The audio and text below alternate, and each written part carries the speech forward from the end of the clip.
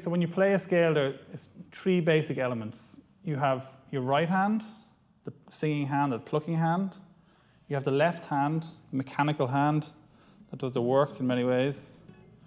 And then you have the synchronization of the two hands, that each hand knows what the other is doing. So the trick with scales is to practice these things separately. So the first thing to do is to look at your right hand.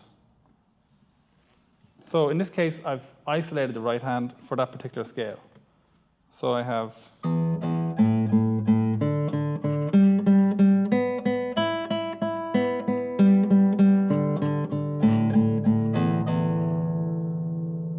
So in the first instance, it's a good idea to write this out. And if you look at this example here, you see where we just have the string numbers over the top.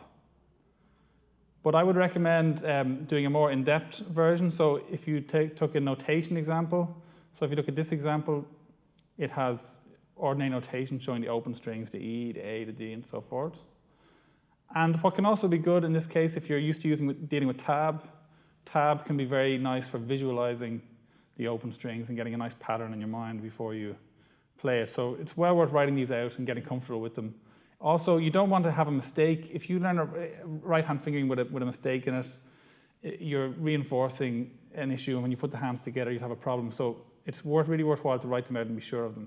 Okay, so when you're comfortable with your right hand, you can start to look at your left hand. In many ways, the left hand is more straightforward because you can see it much easier. So I usually dampen the strings with my right hand and just go over the fingerings. So A,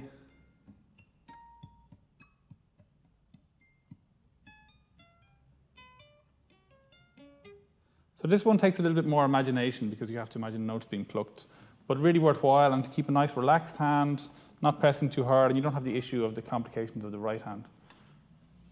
At this point, when you're feeling good with this, you can put the two hands together.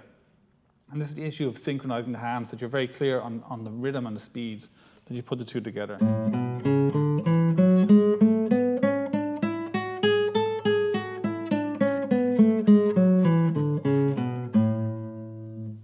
So what can be useful in helping the synchronization is using different rhythmic variations to practice.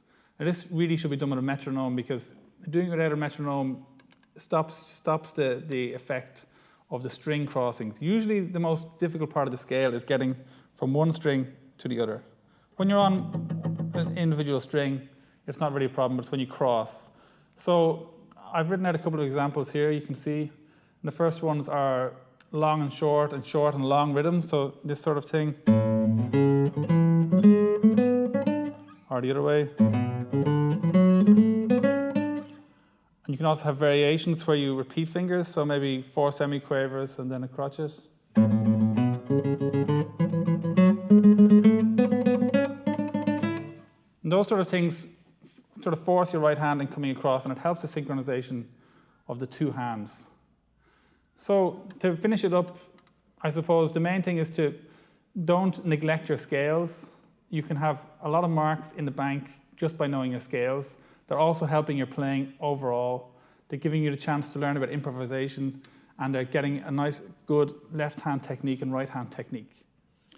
Well, thank you for watching, and I hope it helps. And for more information, visit the RIAM Teaching and Learning Network website.